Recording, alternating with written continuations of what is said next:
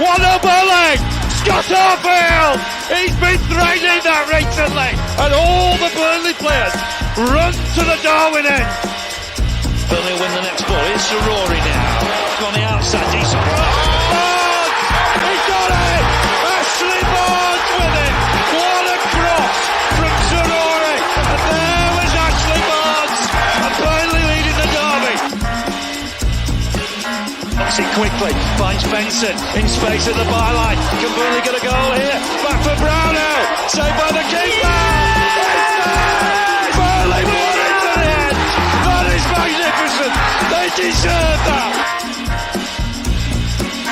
On it by Paul Patella, off for a hat-trick. He's got it. Hat-trick for Nathan Teller. Oh, he's on fire at the minute. 3-0 Burnley. It's Nathan Teller's day. And Burnley are 3 up here. Fantastic derby. Here's Benson, and he go on the outside, comes inside, comes up a shot. Oh, the goal. Manuel Benson once more. That is top class. Burnley have done it. Fantastic. Clarence deserve the championship title. They've been the best side throughout the campaign. Burnley have won the second tier. What a fantastic achievement. The players have been magnificent. Yes, hello everybody and welcome along to the latest episode of the Turfcast podcast, full-time show with me, Joe Redmond, after yesterday's diabolical refereeing display at Villa Park. Burnley obviously losing out 3-2 to Aston Villa at Villa Park. But a very good performance. It just leaves a bit of a sour taste due to the way that everything went down. Neil, thanks for coming on the show. It's a pleasure, mate. How are you? Did you have a good Christmas and all that? Yeah, not too bad, mate. Yeah, busy one. Obviously, I couldn't come on the last full-time show because of family and stuff, but it's the first one with a little one, so it was a bit different to my normal Christmas. But I'm back now, and Sam's skiving, so... Yeah, Sam's skiving now. He's not even got an excuse. He doesn't even have a little one, like me and you do. So he's not even that busy. He just pretends he's busy. He's not busy at all, mate. He's always got a shoot off. He's not doing it. Yeah, he's not doing it. Sam, if you're watching or listening to this later on, come on, mate, sort it out. But before we get started, I just want to remind you all that the Turfcast podcast full-time show is officially sponsored by Wave Car Finance. Wave Car Finance are a local car finance company who specialise in getting you your dream car through their fantastic one-to-one personalised service. Their finance-first approach ensures that you can secure the very best finance deal in a deal tailored to suit you, and they can even settle an existing finance agreement and swap your current car into a new one. And to celebrate this brilliant new partnership between Wave Car Finance and Turfcast Podcast, if you mention Turfcast Podcast to them, they will give you a voucher worth up to £200 to spend at the Burnley FC Club Shop on completion of your finance deal. So why not pop down to their stunning showroom in Whalley, or give them a call, or even just send them an email or a message on social media to start your new car adventure today. And don't forget to mention Turfcast, because you basically get a free £200 worth of all the Burnley FC merchandise. And the sale is on. They've actually got a sale on that beautiful yellow shirt, so you can get several of them yellow shirts if you want. But yeah, get your comments coming in. I'll chat to Neil in a little bit about his stuff. Good to see all the usual. We've got Sue in the chat. He says, before we get into the drama, Happy New Year, Sam, Joe, and Neil. That's not how you spell Neil, mate. Niall's got an A as well, I think, but I don't know what you're necking names up now, Sue. We appreciate it anyway. Oh, you had a good Christmas, mate. Meme God with a beautiful picture of Alan Pace says VAR checking club badge and Premier League corrupt, but then Sue goes on to say dodgy decisions doesn't make them corrupt. Referees in PGA MOL are donkeys and not fit for purpose, but they are not corrupt. I do agree with that. I know I tweeted corruption yesterday in the heat of the moment, as I will do if it happens to us against Luton and Spurs in the court, because that's what you do. You're a football fan. You tweet stuff in the heat of the moment. I don't think there's corruption there. However, I do think there's an unconscious bias. There's incompetence, definitely incompetence, but I do think there's an unconscious bias as well. They will always go towards the bigger clubs, and especially the home sides in these big stadiums like they did yesterday. I do think that bias is there, and that's the human element of it, I suppose. And unless we make every single rule black and white, we're always going to need a referee. So we're always going to get screwed, basically, because we're Burnley. Matthew Corbett says, best performance of the season and VAR screwed us over. Not once, but twice. Yes. I think it's harsh to just say VAR screwed us over, as though I agree. The people in the VAR room should have grabbed the situation by the bollocks and been like, hold on, no, we've looked at this, you're wrong. And they didn't. But the referee gave these on-field decisions as well. Both of them, Stuart Atwell gave both of them decisions. So he's just as bad as VAR, if not worse. And in fact, it came out yesterday, there's a Luton fan. That's just a bit weird. Yeah. Thank God Sam's not here. I'm not one of them for these big conspiracy theories, but I'm sorry, but if I were a Burnley fan and I was a referee and I was refereeing a Luton game tomorrow, I'd be like, well, I'll let that one slide because it happens all over, though, doesn't it? Like, I can't remember his name, but that ref who did United v Liverpool and sent Dallow off, I can't remember what his name is. Well, he's a Newcastle fan, and obviously that game had impact on Newcastle. So exactly. I don't think refs should be following or publicly following clubs anyway. Yeah, I agree with that. But we'll get onto all that anyway. Yeah, we will. John Robertson in the chat. He's the head of West Yorkshire Clarets, and Sam's not here today, mate. So you can't do your sales pitch on him, unfortunately. But he says he's not paid his subs. He's not paid his subs. That's why he's gone off. He's not paid his subs. Probably. He says, I think we'll go down, but unlike the usual doom and gloom, we'll go down with an unbelievably talented squad that can hit the ground running. Progress is there to be seen. Optimism allowed. Completely agree, and that's something we'll get onto. The True Red, who isn't even a Burnley fan, he's a Forest fan. He says, errors yet again, but can't take away from how shocking the referee decisions were. That wasn't a penalty. He goes to get the ball, trips over from his footing. Gover's up for Forest yesterday, but that's not something that we're happy about, True Red. But I'm sure you are. Matthew Corbett says, the more times I look at the handball, I'm getting more pissed off at how they can watch numerous replays and still say no handball. What the golly gosh were they watching, he says. Always Claret. Thank you for the video yesterday, Andrew. He says, morning, lads. Still feeling a bit disappointed from yesterday, but I think it shows that we're getting better and we will be okay. We'll get into that. We are getting better. I don't think we'll be okay, if I'm honest with you. John Robertson follows his comment up from earlier. He says, Foster, Trafford, Alderweireld, Rory, Benson, Burge, Brown, Obeya, plenty of talent. The players leaving will be those out of contract, plus maybe two more. The squad will be settled. Now let's beat Luton. Yes, it's big game coming up. Forget Spurs for me. I couldn't give a flying whatever. Forget that one for me. Beat the next two home games. Samuel Crowder says, how do we the longest wait for a season to end ever? I don't know what you mean, mate. It ended about 3 months ago. How bad was the M6 yesterday, mate? On the way down, it was a joke. On the way back, I used a toll. I'm not putting up with that again. But I didn't realise that you could use a toll if you're coming off in South Birmingham. I thought I had to use the M6. So I went through it all on the way down. I was furious. And not way back, sat nav like, oh, just go on toll. Why didn't you tell me that earlier? It's got very Alan Partridge. I know, yeah. I Traffic and travel. Lewis Paul says, anyone know if Burge serves his ban against Tottenham? I believe he does. Somebody in the comments will know more than me. I think it is. It's a domestic ban, isn't it? Is it? Is that what it is? I think it is. He wouldn't have played in it anyway, I presume. So I might be wrong, but I think it is. Someone said on Twitter yesterday, so I thought it was the case. Someone said on Twitter yesterday. But yeah, keep your comments coming in. But JK says, yes, it's not a penalty, but you have to question why Ramsey is trying to control the ball in the 88. We'll get onto that, mate. I completely agree with you, but we'll get onto that.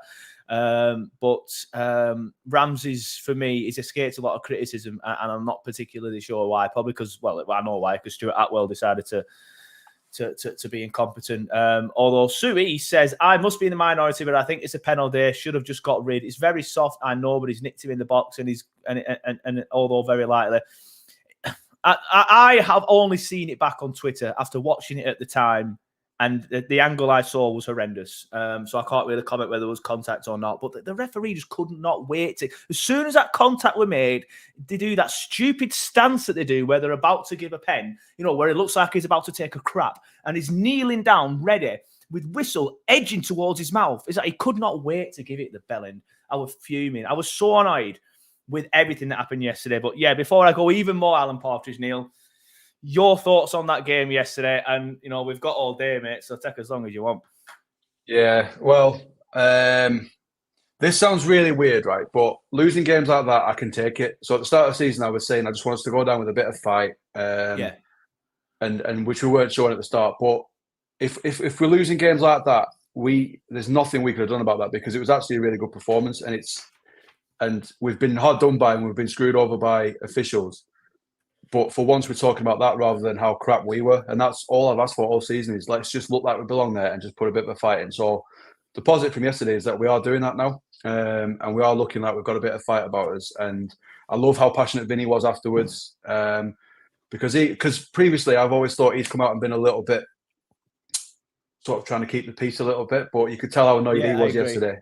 I agree. And I'm all for that. It shows that there is some fight in there, and that's all we've asked for all season. So yes, don't get us wrong. I'm disappointed we've lost, but the manner of the defeat, I'm all right with that because we've gone down fighting. But yeah, we did get screwed over. I personally thought we were going to get hammered because obviously Villa lost on Boxing Day. Great side as well, and they're a good side. And I thought they'd just be like a wounded animal and come back and absolutely spank us. But I thought we played very, very well. Bit disappointed with Sander Berge because he's just got himself into a position where he's probably one of the first names on the team sheet, and now he's done something stupid because that was unbelievably. The ball had already gone, so just let him go. There's no point trying to hold him back and give the referee that decision. Especially that referee. Especially that referee. But how much better? I nearly said that's not the right. How better and how much of a more complete unit do we look when Foster's in that team? It just works. He's like, he's like, I think I said it in our chat, or I can't remember what I said it, but he's like the oil that just lets that machine work. We just look so much better with him in. And it's good that he's come back and doesn't look like he's ever been away, which is great. He's slotted right back in. He's playing just as well as he was before. But yeah, it's just incompetence from the rest. But we see it throughout English football. I mean, yesterday in I think it was a Brentford game, it took them 4 minutes to decide whether there was a goal or not. So it's not just in our game that we're seeing incompetence in referees. It's throughout the whole of the top flight that we're just seeing referees who just aren't capable of doing the job anymore. I think the lines have been blurred between what VAR's responsibility is and what the on-field responsibility is, and no one's really taking ownership of it. So they're all just sort of we'll go along with it, and it just needs sorting out. It just needs scrapping and then just redefining what VAR is for, and then we'll go there because they get it right in Europe. European football, it works flawlessly, and international. It works flawlessly. It's just this country, the referees and VAR are they're not working. Yeah, no, I agree. There's just something wrong with it. Like, it's the thing that annoys me the most is PGMOL will come out now and they'll dumb down on it and they'll be like, we got these decisions right. We feel that there's contact there, and the handball. The handball, someone, it was a Villa fan, obviously, but someone sent me a screenshot. I blocked him now, so I can't find it. Someone sent me a screenshot that said VAR wouldn't intervene for that because it doesn't lead to a direct goal scoring opportunity, it doesn't lead to a direct goal. Whereas the Sanderberg one was different, but at the same time, it's like surely that it is a direct. Without that handball, Lyle's in. So I don't understand. And I didn't even mention VAR, by the way. I think the referee should see that. I saw it at the time. I was 75 yards away. How's the referee not seen that? It's just a complete joke. And if the ref has it, you'd think the lineman would have. Someone on the field should have seen it. I mean, to be fair, the lineman was on. I'll give the lineman his dues. He was on the other side. But I remember there was a point about 10 minutes later where Lyle may or may not have handballed it because, again, I was on the other side. He was like, that straight away, cut weight. But just a lot of them, man. Like, I think they're very comfortable if it's like a blatantly obvious decision. They're very comfortable with that. But anything slightly sort of, I might get this wrong here. They just don't. They don't want to do it on field. And I've said this before, but I personally feel it should just be down to the referee. He should have no one chirping in his ear. It should just be his decision or her decision because we've got female ones now. Sorry. And if they're not sure, ask for VAR. Not VAR straight away. No, it's wrong. Yeah. It should just be. I'm not sure. Can you help me out? It's fine, do that. Otherwise, leave it to the ref. Because otherwise, we're just the games are being officiated by someone watching on telly like us, and it's not. Yeah, it's not right. It's something needs to change, and I'm not particularly sure what it is. The handball rule. Go on. Sorry, mate, but I don't know. You might remember before, but refs they weren't full time before, and there was a massive. They used to be part time because there was one who used to work at Nelson Cone College, Mike Riley. He used to work at Nelson Cone. When I was there, I'm sure he was in accounts or something. And then they all went full time, and everyone was really buzzing that they're going full time, saying, "Oh, well, it's going to get better because it's their only job. It's what they do. They can train and all that sort of stuff." But I'd argue that since refs went full time, they've actually got worse. And all of them seem to be fame hungry, which is bugging me. They love being centre of attention. I I seen that Mike Dean on something recently, and he's got a VAR humbug sweatshirt on. Like, oh, look at me and look at this VAR, and it's like, no, you're not the focal point here. It's the football, but the rest just want to be the talking point. I feel, and it's like they see themselves as almost famous since they've gone full time, and it's it just needs the referee should not be the talking point, and VR should not be the talking point. We should be talking about goals and skill and players, not stupid decisions, and it's just getting a bit annoying. The thing that annoys me is, like we're always like people used to say this. Like people used to say we need to bring VAR in because all we're doing is talking about the refs getting decisions wrong, and now all we're doing is talking about the refs and VAR getting decisions wrong. So yeah, exactly. If it hasn't worked, either adapt it to make it work, like you made the perfect example of, like they do a relatively good job with it in Europe, like the automated offsides, for example. Like offside is offside. I don't have an issue with the offsides. My only issue with the offside is that Zeki Amdouni should have released that ball earlier instead of dallying. But offside is offside. I would change the offside. Go on. Sorry, mate. I'm on one about VAR because I hate it. So you know when the ball's out and they say there's got to be a clear distance between a ball being out and on the line. Why is that not the same for offside? Why does it count for the ball being in or out and exactly. not for I was just whether my say, toenail's offside or out? I would change the offside rule to being daylight between the two, like to gain an action. Because what advantage does Lyle gain there? People will always hide behind it and say that's the rule, though offside is offside, which I agree with. But we're going deeper into the conversation now and talking about how we could change the offside rule to make it better. But I'm not going to say we'll be here all fucking day. So let's not delve into that too much. But I do feel like the offside rule should be, where you're getting an actual advantage, where there's clear daylight, because that's what it used to be.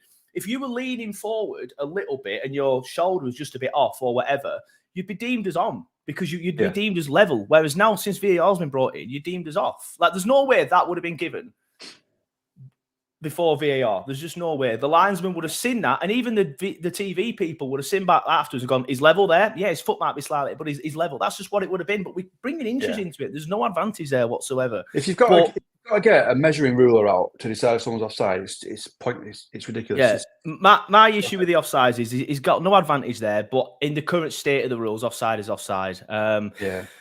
But keep your comments coming in. We'll chat about Lyle in a little bit. We'll chat about Sander in a little bit as well. And because a few people were responding to a tweet I put out yesterday when I called him a moron, saying, what else is he going to do? Well, we'll get into that. But keep your comments coming in. Matthew says, any news of signing? Which one? Sorry, Which one? There's one there, Leo, about the Wenger rule, because I was going to say Wenger's rule's coming in, apparently. Is that what it is? That's basically what I've just said. Yeah. So I am basically Arsene Wenger. I'm sure I heard the Wenger rules coming into world football for next season. I'm sure I read that somewhere. Yeah. For those watching on the listening on the podcast, Leo says Wenger wants the perfect offside rule. Daylight between defender and attacker will create a more entertaining sport for the fans. I completely agree. And you would be getting an advantage. There's no advantage with your toe being offside. That's the problem.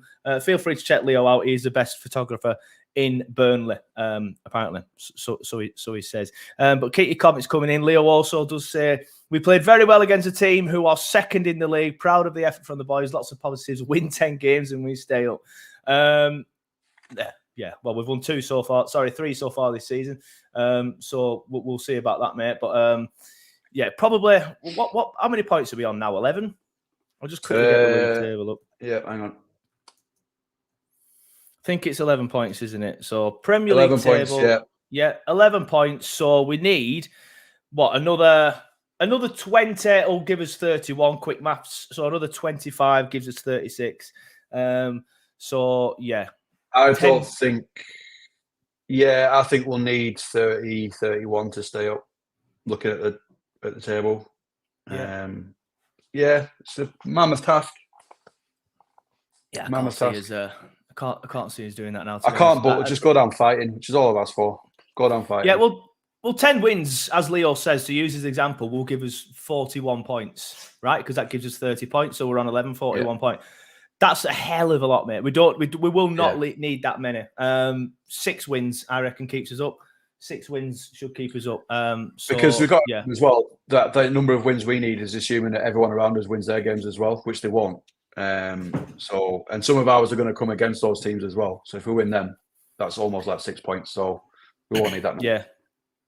Yeah, put the wrong comment up there. Matthew says, honestly, reckon we could beat Luton, Brentford and Fulham at home. I agree. Just looking at our fixtures, we are now in a do-or-die situation because our next games, not including Tottenham in the Cup, are Luton at home, City away, Fulham at home, Liverpool away, Arsenal at home. So we have to, at the very least, out of them, beat Luton and beat Fulham. Anything less than that, and especially if we get beat by Luton, and I don't mean it with respect to Luton again, before Luton fans dive on me like they seem to every week. Obviously that'll put them to a point where I think they're currently 4 points ahead of us, so that'll put them 7 points ahead of us. So again, we're not gonna catch them if they go 7 points ahead of us at this stage of the season. So at the very minimum, we have to beat Luton and then beat Luton if we're going to be any chance to stay up. But you mentioned Lyle already, Neil. I do want to go into him a little bit more. He is so good, isn't it? Like, we have properly missed Lyle Foster. And I know he's been back for a few weeks now. And there's been some comments of people saying he didn't play that well against Liverpool. And I agree he didn't. But he played quite well against Fulham, dropping deep, linking the play up. And I know he only scored once yesterday. But he went through on goal twice, and he went through on goal against Luton that time when he scored against Luton. And you just know he's going to score when he goes through on goal. And he was fantastic yesterday. He drops deep, links play up. He's strong. He wins headers, brings the ball down, gets the wingers involved, and scores goals. The guy is absolutely fantastic, and we have missed him so much. So much, mate. And everything you just listed there, if you look back over the last few weeks while he's not been in the team, is exactly what we've been saying we need up front. We need someone who's going to drop deep, get the ball, comfortable holding it up, run, and he's great. And I think we're just seeing now how important he is to that team, that we've obviously not had him for a little while, and he's back in, and we just, like I say, he's the oil that makes that machine work, and we've missed him. And again, it's nice to see company seems really proud of him as well, which I think we all are, that he's hopefully in a better place and long may that continue. But we've missed him, and hopefully we've got him for the rest of the season, and he can kick on. What a player. I was saying to a mate yesterday, where was this player in the Championship? But obviously we know now there's probably reasons why he wasn't that good. Yeah, fair point. But Vinny said stick by him, he's got a player, and he was right. Some players faster. Hopefully we can keep hold of him, because there might be some clubs sniffing around him. Well, me and Sam were talking about it last week, and we said that with his mental health issues, people might not want to go and bid for him just yet. But if he's playing like he played yesterday for the rest of the season, then, as I think it was Jacob put on Twitter yesterday, that somebody could easily come in and just bid 25 million for him. And I was obviously at the match yesterday, but I went on Twitter at halftime and stuff like that, had a look at what people were saying. There were a lot of Villa fans saying, if Burnley go down, lads, it's when for a start, but if Burnley go down, I'll have their keeper, which shocked me, but he did play well again yesterday. We'll get on to Trafford, and I'll have I'll have that Foster. So that just shows how well Foster did. If Villa fans are looking at him, who are second in the league, and saying, "I'll have him when they go down." Yeah, exactly, and they won't be the only one. He's some boy. I'm so glad he's back. He is what we've missed. That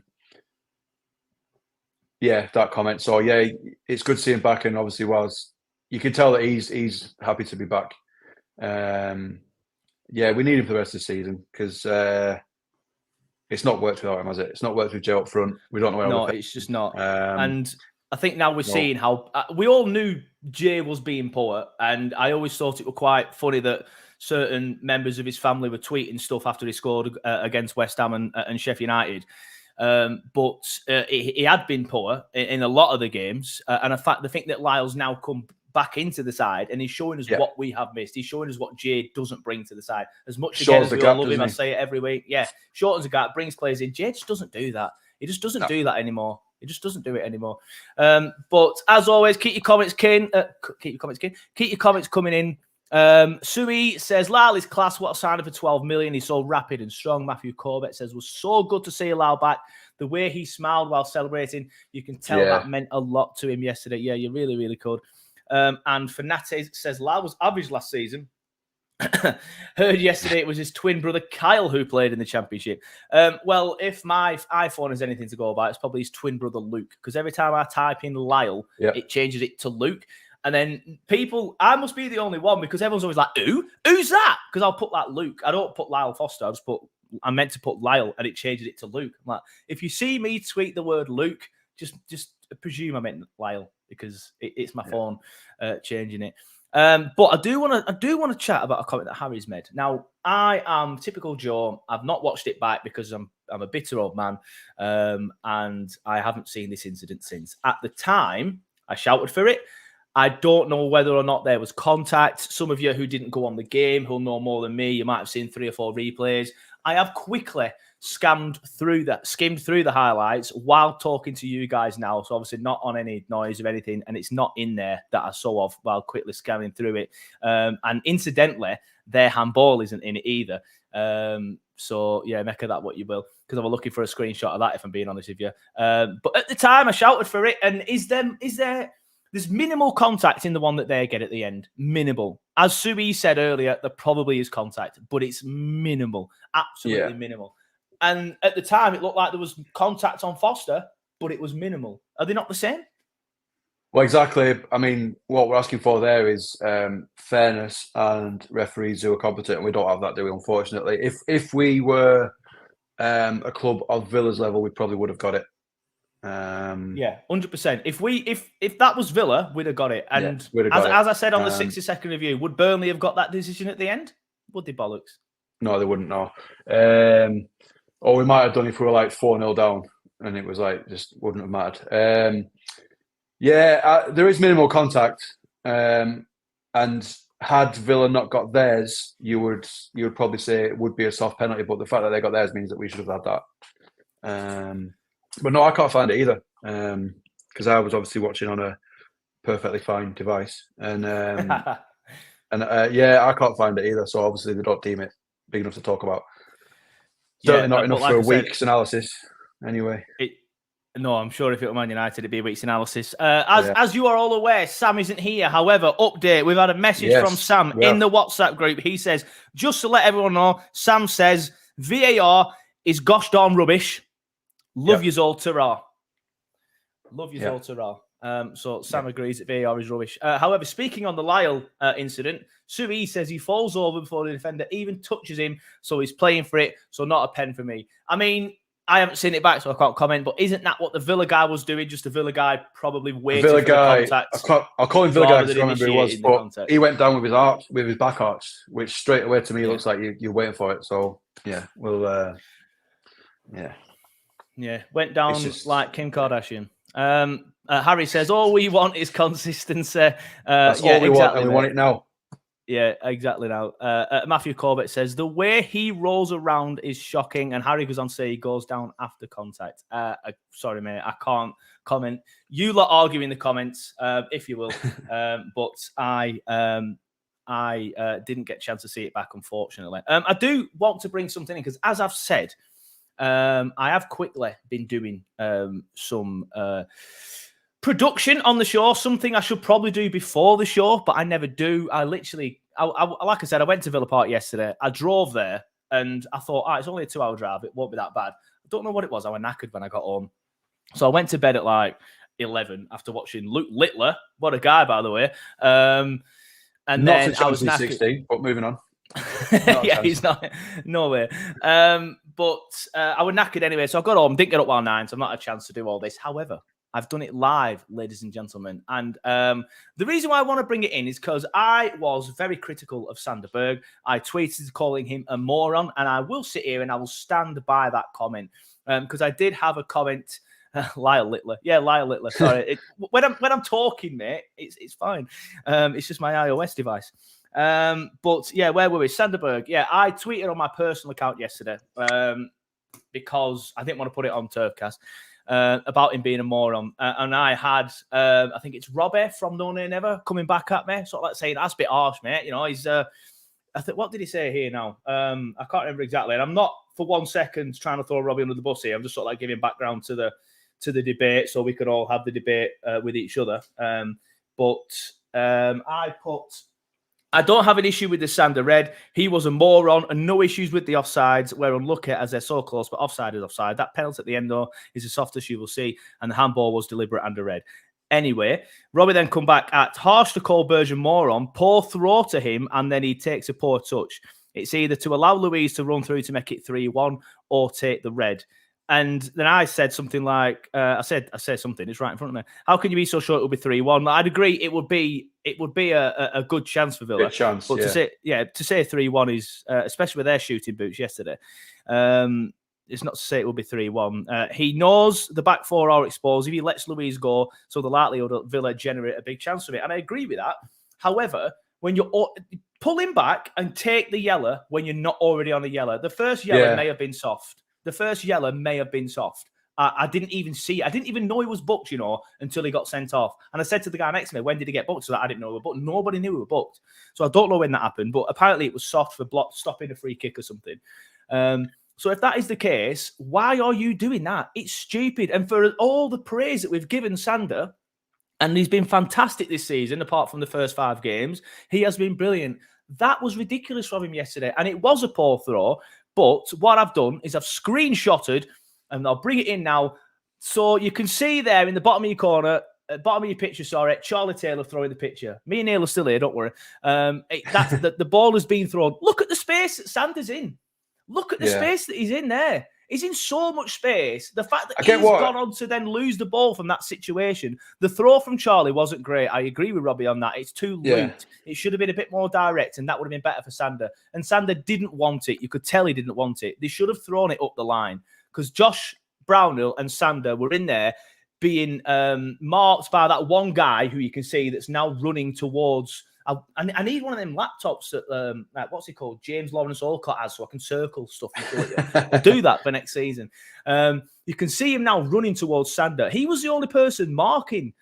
Or is it the lad down at the bottom? It's a lad down at the bottom. Yeah. But anyway, this guy comes in now, and look at how much time he's got there, Sander. The ball wasn't great, but he should have had enough time to get his body in front of the man and stop him from nicking the ball. It's a poor throw from Charlie, I agree. But Sanders should not lose it from there. He shouldn't lose it from there. He just shouldn't. And then just to do what he does, by getting the yellow card, by fouling him, it's just so poor from Sander. And I'm happy though. I'm happy to hear that he misses Tottenham now and not Luton. But yeah, your thoughts on Sander and the yellow card, mate? Well, the sending off. No, I agree with you, but I get Robbie's point. But if you look at the incidents as a whole, it was stupid to get the first booking anyway, which has then put him on a walking a tightrope, as they say.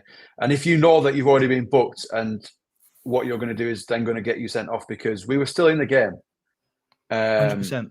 It's more stupid for me to get the red. So yeah, I agree that it was moronic, because if you put into context that you've already been booked for something stupid, don't then do that, because the ref's watching you. We know that the ref's not favouring us anyway. So don't give him a decision to make. He should have just let it go. He knew he'd gone. Just let it go, and just have a bit more.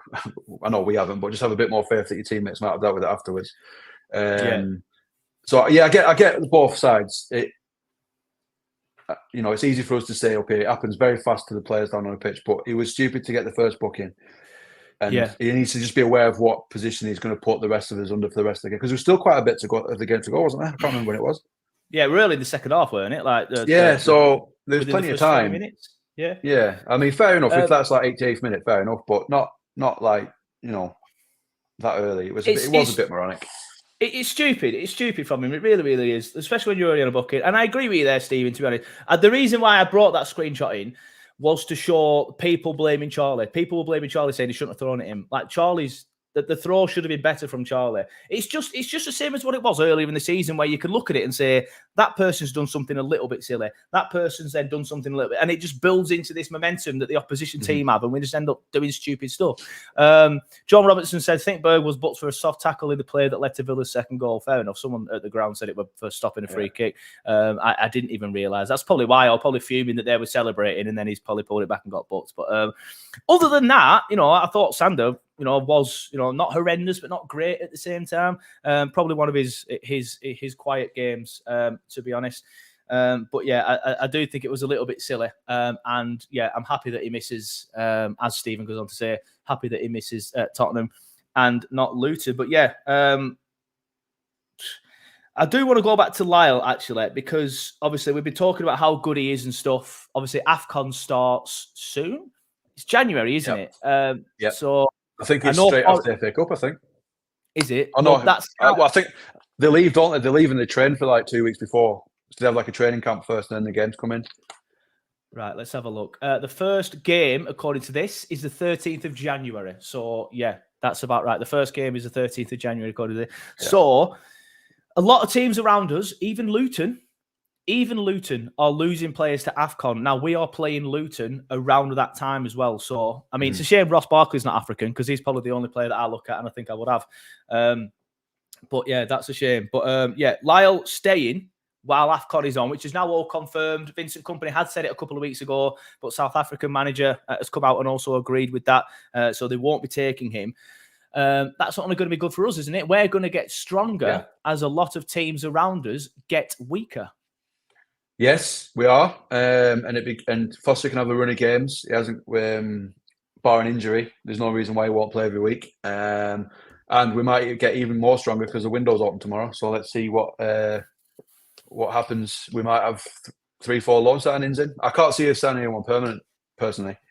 I think we'll play the loan market, but we might have some new faces as well as keep Lyle while the others lose them. So we'll, hopefully we'll be a lot stronger.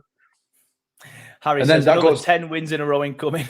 Well, that goes back to what we were saying earlier. If we can get, we don't need 10 wins, but we need maybe 4 and some of them to be against the teams around us. If we get them whilst they're weaker and we're stronger, then who knows? We might scrape it, but it's unlikely. I said that after Fulham Europa push. No, I said Champions League, didn't I?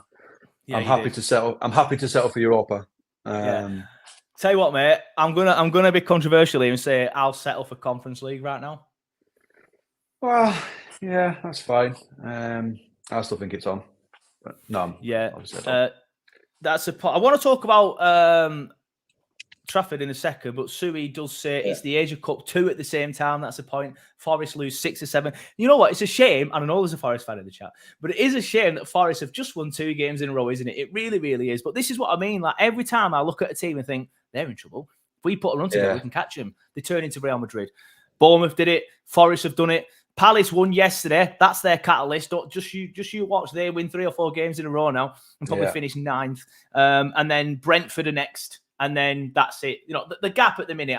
We'll bring the league table in a minute and say what we think about it. But I think the gap now is becoming. Considering Everton may get like 4 points back as well, which is bullshit.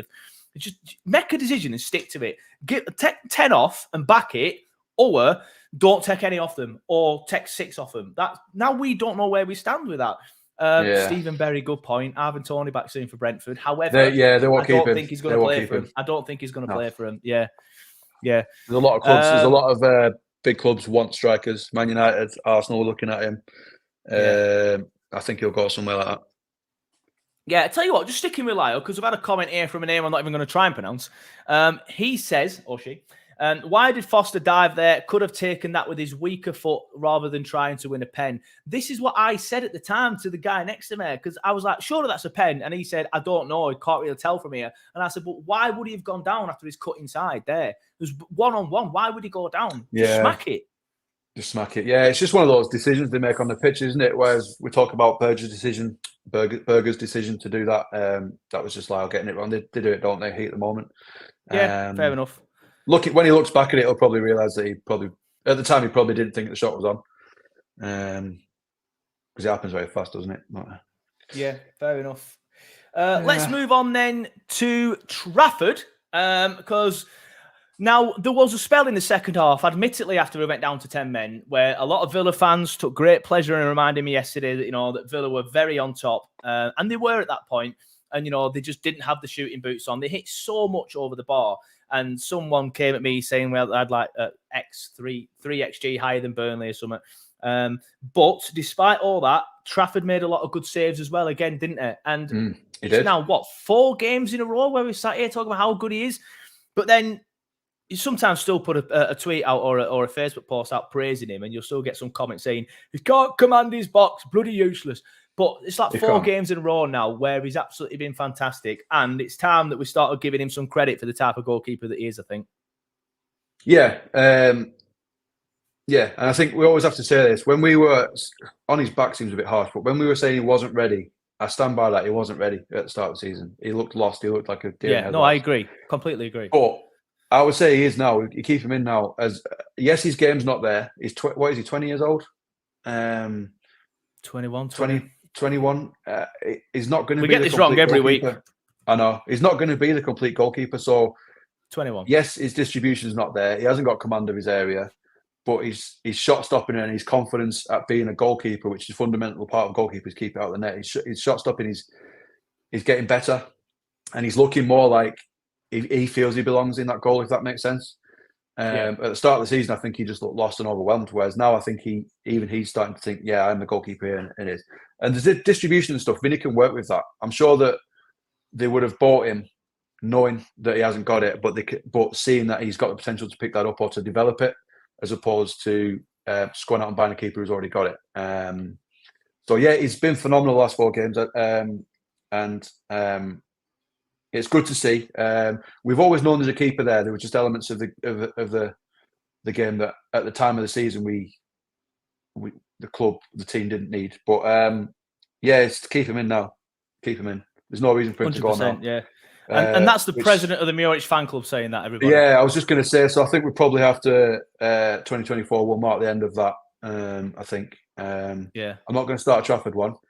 I might start a Bird one. But yeah, I think he's grown into it and it's good to see. And I think we're starting to see what Vinny saw and Pace or whoever, what Scout, well, it's probably Vinny because he come from City, what they saw in him at the start, the potential that's there. Taking steps towards that now, I think. I know he conceded, but he has made some great saves in the last 3-4 games. Yeah, I mean, he conceded, but I don't think any of them you can look at that and say, no, but no, again, not watch the highlights back. No, yesterday was one of those games where, like I said at the start, there's nothing really we can criticise what Burnley have done on the pitch for, really, as opposed to at the start of the season. It's more we've been hard done to that we're talking about. Performance-wise, I think it was quite good, and performances are getting there. And when I was questioning Vinny a couple of weeks ago, and I just said that if we need to start seeing that they are learning and performances are getting there, and we are seeing that now. That's the point, Neil. You completely forgot about that. Let's bring that up. You did say a couple of weeks ago, as you've just said, you want to see more from this team, or you are going to start being VK out. You weren't VK out at the time, but you said, I want to see more, or I will be. What's your thoughts on it right now? I'm starting to see that it is getting there, and that they are. I think he's still getting certain things wrong, but what I sort of said it earlier. What I like now is that he's showing a bit of fire. I loved that he was angry yesterday. I loved it. I loved that he came out and he said he was frustrated, and you could tell he was, because he was being very careful about what he said. I loved it, absolutely loved it, because he wasn't doing that at the start of the season, and it shows that they're fighting. It shows that the fight's there, and that what his anger and his fight will translate to the players, and that's all I want, is just to see us, because I've accepted we're going down, but just go down fighting, and that's all I want. Because at the start of the season, it looked like we're just going down with a whimper, like, no, we're not good enough for little boys going down, but it looks like when we go down, it'll be fighting, and that's all I wanted. Just go down fighting. And so at the minute I am. But having said that, I've said this all along. Tomorrow, if we announce 2 wingers coming in, no, mate. Yeah, imagine two left wingers as well. Two left wingers as well. And then I think all hell will break loose. I think I would be right behind you with that one. But I do want to quickly talk about, because there was a comment in the chat earlier from Andrew, who does some of the fan reactions for us. And there was a message sent to me yesterday by Graham Jennings on Twitter, who said, if I can find it, it's the last tweet he put out. Oh no, that's not the right one. Where's it gone now? Yeah, sorry, Graham, I can't find it. It was something along the lines of, are people happy in the... here it is. Question for the full-time show. I would ask at the time, but I often missed it due to the time difference. Can't remember where I live. I think it's Canada. Do we actually enjoy being in the Premier League? My enjoyment for the league is seriously low. And just to bring the comment in from Always Claret, he says, genuinely, Are we happy with just staying up? Let's be honest, this season hasn't been fun up to now. Last year was incredible. Would we be happy to go down this season to have another year like that? Kind of a similar question. But I always feel like it's like people always say, I hate the Prem. It's rubbish. Because we're getting beat all the time in the Prem. If we got to a point where we are as good as Brighton, which I think is a very good team to look at and emulate, because we are just as big, if not bigger, than Brighton historically. A lot of people look at the fact that they now get a lot higher attendances than us and try and refute that, but I would disagree. And then we would enjoy the Prem, because we're not just, the aim isn't just to stay up then. The aim is to finish into Europe and then progress and stuff like that. Like, don't get me wrong, last season was my favourite ever season following Burnley. And if we go down and have another season like that, I would love it. But I don't want to go down. I want to be at the top table. I want to see Burnley play against the very best, and I want to see Burnley do well against the very best. So I will have a good time next year if we do as well as we did last year, which I think we will. I think with the team that we've got and the system now being well in place, unless we have another year where we just have to rip it all up and start again, which would be ludicrous, then we will walk it. But I don't want to go down, because I want to be at the top table. But I do think that next year will be absolutely fantastic. Get your comments in. Everyone wants Neil, to do that, don't they, mate? mate? Please, mate. Well, for me, of course you want to stay up. That's the whole point of a team that's just come up, is surely it's just to stay up, and then you build from that. So Vinny keeps us up. He's got a bigger budget than he would last year. He can keep all the players. And then add to them with probably another 100 wingers. But the idea is that we stay up and then we progress, and then next year we move to mid-table, and then the year after we maybe solidify around there for a little bit, and then after that push for Europe. Surely that's what the point is. For me, there's no point in coming up thinking, oh, this is shit, go down just to enjoy it, to then come back up and go, oh, this is shit, to go down again. Yeah. There's no point. There's no point. Yeah. Everybody in football wants to be in this league. I know money's ruined it. I know Sky's ruined it and all that sort of stuff. But ultimately, it's where you want to be financially, reputation-wise, for the pure quality of the football you'll see. Everybody wants to be in this league. And for me, you've got to be happy staying up, surely, and then you progress from there. You're not happy if we stay up and then we're still buying players from the Championship. You want us to be sort of bringing some names in and as I say, moving up. So, what's the point? If you don't want to be in this league, what's the point? Yeah, you might as well just want the Super League and just have all the rest of the Prem go, and we'll just stay. It's always been a controversial opinion from me, but I wouldn't be arsed with the Super League. And now I know people will go on like, oh, the money will leave the Prem, and of course it will. But the Prem will be better for it, and it'll be more entertaining to watch. But you might see more. The Prem will be like last year, which is the other side of it. The Prem would be like the Championship. It wouldn't be dominated by those 6 or 7 clubs, but ultimately, you want to have teams like us, like Luton, like Sheffield United, playing against the very best. We've got the world champions in our league. The very best players play for the world champions, and they're in the same league as us, coming to our grounds, and we're going to their grounds, and that's what it's about. Yeah, no, fair enough. Fernandez says, depressing trying to compete with the oil money. Harry says, there's potential in this side to play in Europe. It'd be daft to say we want to stay in the Championship. Matthew says, honestly, I like winning every game, but I love the gritty wins against decent Prem teams like Fulham, like beating stinking teams. I think just to go back to that first comment there, mate, we're not competing against oil money, though. We're not competing with them. We're competing with the rest. The top 7, let them fight amongst themselves. Anything from them's a bonus. We're competing with the rest. And the rest are teams who've come up and stayed up, which is what we need to do. Yep. Agree with that. Harry says, the big club bias is infuriating, but we want to see the club go as far as possible. Some of the bigger spenders in the Prem without the big 6 would. Fernandez says, felt like we'd won the World Cup after beating Rovers at home last December. That's probably one of my favourite games, that, especially at the turf. Just to go back to Harry's point, he missed the word forward off it earlier. I thought it didn't make sense. And always Claret says, I find it difficult because we don't want to stay up every year, which is what we were doing under Dyche. As long as we do progress, I'll be happy. And even with relegation, I think we are progressing. I think you can see we are progressing as a club. Off the pitch, there's some stuff that needs to be better. I feel like the club have got some stuff wrong off the pitch this year. But even then, I feel like we're still progressing because we're now trying to crack the American market and stuff like that. And you've got people like JJ Watt, trying to make us big in other countries. if you look at where the club was 3 years ago and where the club is now, there's no doubt it's been modernised. I would say it's definitely better run. It's modernised. They're not getting everything right. They've got quite a lot wrong this season, to be fair. But they will get it right. They're smart business people. They'll get it right. And where the club was and where the club is now, 100% is better. 100%. Yeah. Stadium's been more up to date. I know it still needs a little bit of work, but it's more up to date. Everything's more. With the stadium, I completely agree. With the stadium, they've done what they can. Like, it actually now, when I sometimes watch like away teams vlogs, and at night especially, it looks so much better from that angle, looking at us with all the big screens and the LEDs. Yeah. But there's only so much you can polish the Bob Lord and the cricket field stand. For want of a better phrase, you can only polish a turd so much. But they're always going to look like that unless we knock them down. And I think they've done what they can with the stadium. We need to probably knock them down and rebuild, but that's just so much money. You're probably going to need to be focusing on the playing side of it rather than that side of it.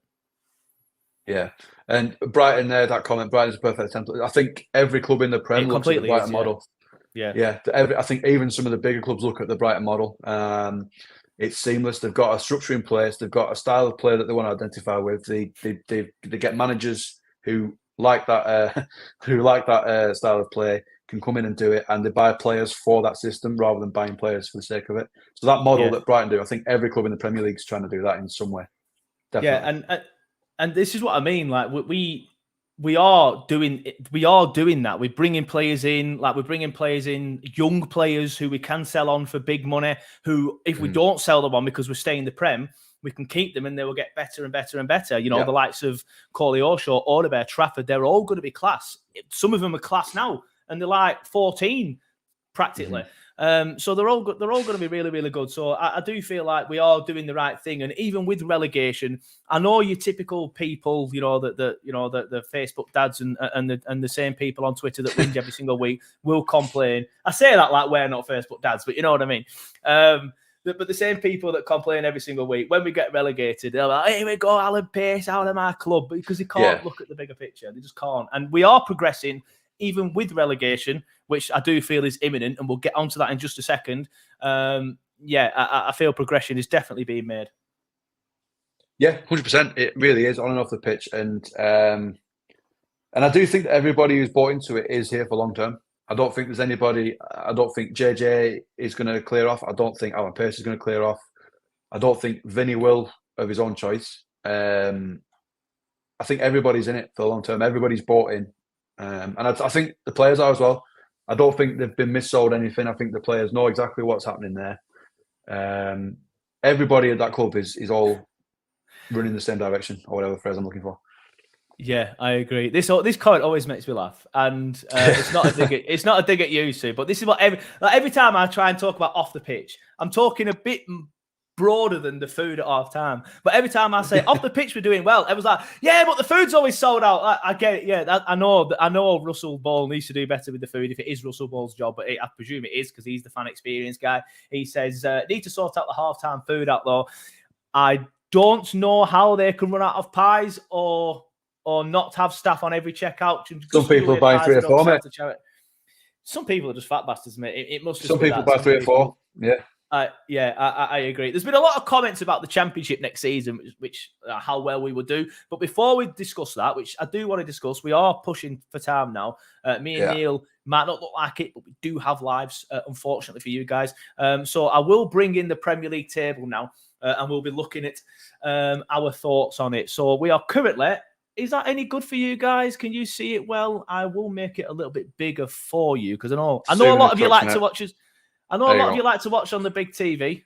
That's probably a bit too much, isn't it? I know a lot of you like to watch on the big TV, but some will be watching on phones, and those watching on phones won't be able to see too much on that. So there you go. That's better. Right. So I say better. The actual league table is a shocker. But now we are currently... Look at form, though. Form-wise, we've got some green in there compared to Brentford. I'd rather have our form than Brentford's. I agree, but I'd rather have their league position. I'd rather have their points, yeah, I know. Yeah. A bird in the bush is worth 2 in the hand, as you say, or whatever. It might be the other way around. A bird in the hand is worth 2 in the bush. There you go. Got it right eventually. Yeah. So we are second bottom on 11 points. 11 points after 20 games is pretty pretty poor. But signs of improvement, we've all talked about that a million times. And then Luton now, who have a game in hand on us due to the Tom Lockyer incident, which has galvanised them, have a game in hand on us and are 4 points ahead of us. So this is what I mean about that game. It's not even avoid defeat. If we have to win that match, we have to win that match and close that gap down to 1 point. Because that will, if they go 7 points clear of us at this stage, with Everton likely to get some points back, Brentford on 19 points, then it's end of chat. It really, really is. It is. I do think with Luton, though, their style of play and the size of the squad, I don't think it's sustainable. I think we're going to see them run out of steam at some point. I agree. I think they're riding on the crest of a wave at the minute because of that Lockyer incident. Although even yesterday, I was at Villa Park. I saw the third go in, and then I was like, right, let's go and sit in my seat. Check the results at half time. I was like, when they scored twice, like we wouldn't have done that. We wouldn't have galvanised and given ourselves a chance. We'd have just accepted defeat, and that's what Luton have got. That's what they've got. That's the only thing I would take of theirs. They have that fight. Although we did show a bit of fight. Yeah, they do. I'll give the players that. I was going to say, I think earlier in the season, I would agree with that we would have just accepted it and gone down. But I do think there's a little bit of fight in those boys now. And we probably would get galvanised by something like that. Now, I think. Whether the quality is there or not, I don't know. But we have got fight now. Definitely. I think Luton will run out of steam. So I'm not worried about them. For me, it's a case of catching up with... Forget Everton. It's not a true reflection of where they are. So we need to catch Brentford, really, because Luton, I do think, will drop down. Yeah, I agree. I still think we finish above Luton. I just think we finish 18th. No, I do. I think we finish above Luton because, as I say, their style of play, they can't sustain that. Did you watch the game against Sheffield United? 2 own goals. Sheffield United were in control, and then they scored 2 own goals. I'm sorry, and I know again, Luton fans for whatever reason have taken this weird dislike against Burnley, or a couple of them. Ollie, if you're watching, I'm talking about you. I've taken this weird dislike against Burnley, so they won't be happy. But how lucky can you get? I get that you met your own luck in a way, but 2 own goals. That's not going to last. That's not going to last. Yeah. No, it's not. It won't. And the physical side of it, it's just they'll run out of steam. They will run out of steam. As Sui says, fight only gets you so far. All 3 promoted teams will go down, sadly. Yeah, I agree. And we're all talking about Brentford, and I agree with Harry that in a minute they'll just win 4 games in a row. That's what every team does. As soon as we do it. Yeah, Harry, Sheffield United fans are far worse. But we've known that for several years. They've been bitter since 2009, mate. So it's expected from them. But Luton just come out of nowhere, and I kind of respected Luton. I don't really get it. Chaser Dream says Luton could have beaten Chelsea, missed a chance after making it 3-2. Then they hit the crossbar twice and a goal disallowed. They were unlucky. They were unlucky at the end of it. I agree with that. But they were pretty poor up until the running of that. So yeah, looking at that league table, Neil. Forget Everton, like you said. So the gap is essentially 8 points. It's 8 points to Brentford. Bearing in mind, Brentford aren't going to lose every single week. They will pick up form. They will start winning games again. It might get worse before it gets better, as somebody has said, because AFCON and they've got quite a few players going to AFCON. Do you think we're going to catch anyone, or Brentford realistically catchable? No, I personally don't think so. But it's a weird time to ask right before the transfer window opens, isn't it? True. No, I don't think so, but I don't think the gap will be as big as it is. I think we'll claw some back. Beat Sheffield United, beat Luton, that's 6 points that we've got, but really, you can call it 12 because we've took 3 off them. Then we have to beat Brentford, which will be at home, will it? Yeah, it'll be at home, won't it? Yes. Win that. Yes. And that essentially causes 6 points. So it is doable, I think, but I just think we'll run out of games to do it, I think. That's what I agree with. I just think we will get better, and we will have a better second half of the season, and we will see some big wins against some good teams, and I think we'll beat pretty much a lot of teams in and around us, but it'll just be too much. And that's what happened the year we went down. Like, we were better, but we just got off to such a slow start. And in the Premier League, it catches up with you. Like last season, we had a slow start, but it didn't matter because you play so many games. I think there's a lot of dross in that league. Yeah, there is. I think that's where a lot of the frustration at the early stage of this season came from, is that and I think Sam made the point several times, is that in the Premier League there isn't the time for a slow start. It's not. It's you have to pick up points, which we are doing. But I just think we will run out of games eventually. But all we've wanted is to just look like we belong and go down fighting, and I think we will, as opposed to just fizzling down like we were. I agree. Fernandez, I just want to bring this comment up. He says, or she, I don't know. Taking my boys on the Clarets tour in Jan. Looking forward to seeing the improvements made behind the scenes on my last tour in the 90s. I saw somebody put a picture up yesterday of a Clarets tour. Is this a thing? Where do I get involved in this? I want to take part. Yeah, go to the ticket website, tour. mate. Go to the ticket website, I think it is, and they've got select dates and a time slot, and you book a time slot. Fair enough. My dog's just been sick behind me, which is lovely. Lovely stuff. But, lovely stuff. Thanks for that, Otis. I really appreciate that. It's just mainly string, so he's obviously been eating one of his toys. So hopefully he's not going to die behind me. But I will start wrapping up. But there is another question that I do want to ask, because it was a big talking point in the chat. I can't find it anymore. About James, your lad says, morning fellas, pissed off still from yesterday. I have no words. Yep, sorry mate, missed that at the time. Morning mate, same. A lot of people saying how easy the championship will be next season. Well, not easy, but how much we will walk it. Can't find any of your comments. Sorry guys. I mean, I love the fact championship. That you're all commenting loads. The championship, we will walk it next season, right?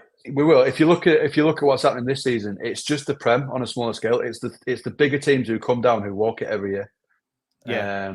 It's just the same as the Prem, really, because the money difference between going up, it's the money difference essentially. Unless they're firing because they kept most of their players. But it's just the Prem on a smaller scale. The same teams who go down will be the ones coming up again.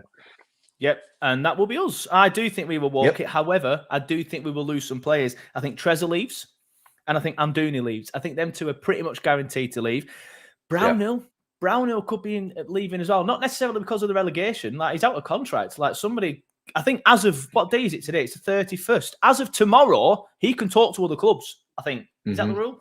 He can talk to other clubs as of tomorrow. I think so, yeah. So we could lose Josh. And I know a lot of people have given him a stick this year, but he's got a lot better over the last few weeks, and he is now covering that. He's allowing Sander to be the player he is by doing what he does in the middle of the park. Trezor leaves, in my opinion. Amdouni leaves, I think. Foster, with Brownhill as well, mate. Sorry to go back there. With if Pace and company get wind that Josh is thinking of leaving, they might cash in Jan anyway. Harry says, and Matthew goes on. I was not aware of this. So there you go. Fair enough. We have an extension in our favour. That sign the ting. Force him to sign the ting, lads, please. Why haven't we triggered that already? I do not know. Just to add to that then. So, and this is me with my football manager expertise. I need to get back into that, by the way. But go on. Mate, it's so good. Anyway, if they, it's not an ad, by the way. If the two decide that if Josh says, "Oh, I want to leave," then extend the contract so we have to get a fee for him, so we can't go for nothing, because it'd be criminal to let him go for nothing. Well, breaking news, and this isn't me saying Josh has signed a contract, by the way, whoever somebody's thinking. I know for a fact that is exactly what Blackburn Rovers have done with two of their players. They have given them new contracts, not in the same situation, but they have given them new contracts on higher money with the thought process of selling them in January. I'm not going to say the two, but you can guess them because you just look at the news of the two players that have signed contracts recently. And I know for a fact that's the plan that Blackburn are doing. They're giving players contract extensions with the view of getting rid of him in January or the summer. So, even if we do want to get rid of him, which I don't think we should, then he needs to sign a new contract now, or he can talk to teams tomorrow. We might wake up tomorrow. Neil, you're like me, on the wrong side of 30, but I don't know if you remember. Even at 30s, mate. Thanks for that. The right side of 30, actually. Do you remember that when the transfer window opened? I can't remember what year it was. It would have been like 2007, 2008, probably a little bit even before then. And we woke up on New Year's Day, still hungover, still pissed, if I'm being honest with you, at that age. I was drinking back then, Adi Akinbaye just signed for Burnley again. So hopefully we wake up to the news that Brownhill's contract's been triggered. Yeah, mate, deals are done early December. They just don't announce it till January. Yeah. So I'm sure whoever we're going after is probably already in place. Yeah, Fernandez does say VK laughed off the thought of Brownhill leaving. Ross Williamson goes on to say he's our player of the season so far. I think that's probably a bit of a stretch, mate. But he's definitely been good. And Scott goes to say, imagine the championship team. Yeah, that's what I'm just getting into now, mate. So In the Championship, we'd probably is Taylor out of contract this summer as well? I'm not sure, but Yeah, he is. I think. he is. So, it depends what league we're in with that, I guess, with Taylor. But we're going to have Trafford in there. It'll be class in the He's showing now he's going to be a very good keeper, and he'll have a year of Premier League experience, so he'll be good in there. As Scott goes on to say, Odebear, Foster, I'm not so sure if he will stay. Coley, Oshaw, Ramsey.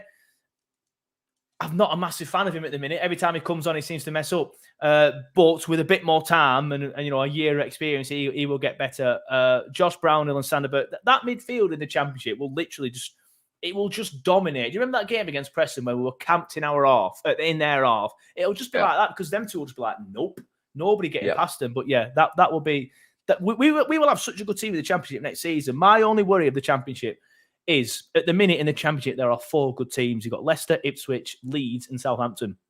Only 3 of them can go up. So one of them, and at the minute it's looking like Leeds, will stay down. So we will have a bit of a battle on our hands with top spot. And then you've got obviously Sheffield United coming down, who I think they might be a little bit poor, and Luton come down, who I'm not sure they're going to be great either in the Championship because you can't really battle your way out the Championship. But no, Sheffield United might have to have a fire sale as well. Because I think there is that. Yeah, I think they're not looking good. Crippled. Yeah. Good point by Brexit Geezer with a picture of dice. Love that. Worst comes to worst, we can have cover for Browner with Handel and Sengo. Yep. I genuinely forget about him sometimes. Even though he is literally an Instagram god. I was going to say social media content is incredible. That video, man. Mate. I said to the lad that sent it me, like, has he edited that? Because if he's edited that and shot it all himself, he's actually a talented lad at video editing and stuff as well. But that's the point. We have Josh Cullen as well. Cullen, Brownhill and Berg. He was a Championship Player of the Year last year. He's another one I forgot about him. Masengo start on Friday. That's the point against Spurs. I would say so. It'd be interesting. And then we've got Benson and Zarori as well if we don't sell them. So, yeah, Championship next season. We are going to be in it, but I think we will be fine. However, Stephen Berry says Luton can't keep Barker in the Championship. I'm not sure why. But, we'll start wrapping it up. I've got some sick to clean up behind me, which is wonderful. Is he alive, Otis? Yeah, he's alive. He's not dead, so I don't have anything untoward to do. Need to clean up some sick. But, Neil, first of all, thank you for coming on the show. It's a pleasure. Great to see you. Hope you have a lovely New Year, and I hope you've had a great Christmas. Yes, you too. It's been it's been magical. Yeah. Just looking at the comments, Chase of Dream says, why is Benson not in the squad? I'm not sure, mate. I think he's injured again, isn't he? I don't know. I think he's injured, but at this point, he's more of a hype man, isn't he? He's just always around the turf meeting people. He is. Yeah. What a lad. But yeah, we'll wrap it up there, everybody. As I've said to Neil, thanks for coming on the show, mate. It's been a pleasure. Thanks again to everybody that's been commenting, everybody that's been watching. If you've watched us on your big TV, don't forget to take a picture and tag us in it on Twitter. I do love the big TV pictures. I really, really do. I like that one we get most weeks of the media wall. Lovely stuff. Yeah. Cold boxing, something like that. Cold show boxing. That's a fantastic media wall. I was very impressed when I got mine. I was like, this is a good media wall, this. And then he sends pictures into that, just destroying it. 2024 could only get better, says Chase the Dream. Let's remember what we've achieved this year, mate. I know it's not great at the minute, but we've done a lot this year. We've progressed a lot as a club, both on and off the pitch, in my opinion, and progress is still going to be there despite the relegation. But thanks everybody for watching. Thanks everybody for listening. Big thank you for Neil to coming on the show, and a big thank you to everybody who's been commenting. I will probably do a pre-game show for Spurs because it's the FA Cup. I'm not really bothered for it though, if I'm going to be honest with you. So we will see. But yeah, thanks everyone for watching. Thanks everyone for listening. This time I'm definitely going to end it, and I will see you next time.